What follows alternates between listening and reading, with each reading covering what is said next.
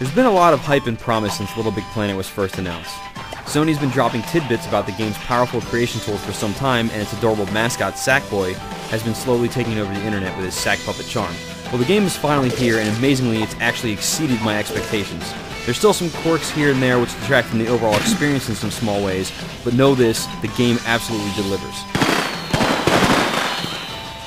Little Big Planet is a game about the eternal struggle between crazy-looking sack puppets and the hazardous environments that they call home. It's a 2D platformer at its heart, but you can move between 3 different planes, the foreground, midground, and background.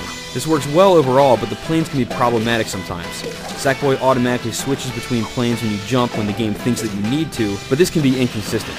Sometimes you jump to things you don't want to, sometimes the auto jump doesn't actually kick in, and sometimes he'll grab things in a plane that you don't want to be in. Also, since everything in the game is physics-based, the actual platforming isn't refined as, say, a Mario game. Manipulating your dude in the air and while he jumps isn't quite as responsive as you'd like it to be. But like I said, these problems don't even come close to ruining the experience. And what an experience it is. First off, the presentation, graphics, and sound are just fantastic.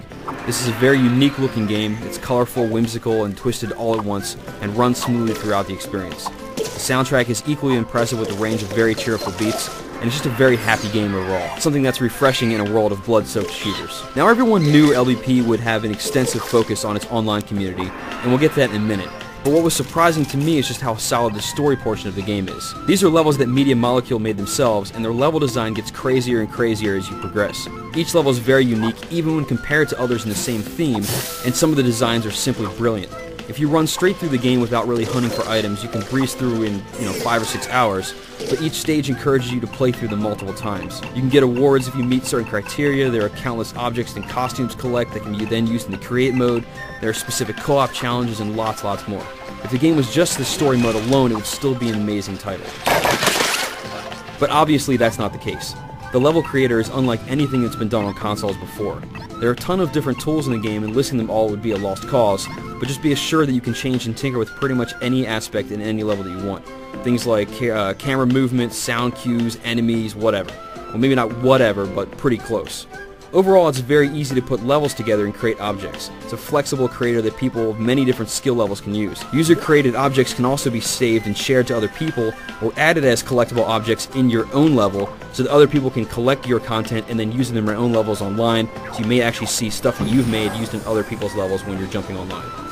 I do have a few problems with the creator though. The tutorials are very informative and explain everything very well, but they do tend to drag on more than they should, and you can't queue up a bunch of them to watch all at once. You need to keep selecting new objects and then wait for the next one to load.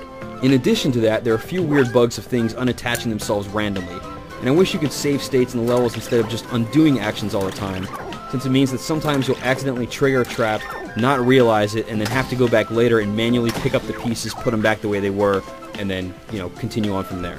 One final thing that should be mentioned is that the interface that deals with all of the community stuff is really slick. You can see the levels that your friends have hearted, and then see more levels by the people who created those levels, and then see the levels that those people like, and it just keeps going on from there. You can search for levels, send invites, play levels online while keeping your parties together, modified user-created levels if they allow it. Really, the game does exactly what you would hope that it would do, and it does a really fantastic job of keeping the community aspect together, and the interface that keeps all of that going is really slick. There's a lot to talk about with this game, but just know that Little Big Planet is a fantastic title overall, and a great exclusive for PS3 fans everywhere. Games this unique don't come around very often, so do yourself a favor and check it out, because this really is an instant classic. For the full written review, log on to IGN.com.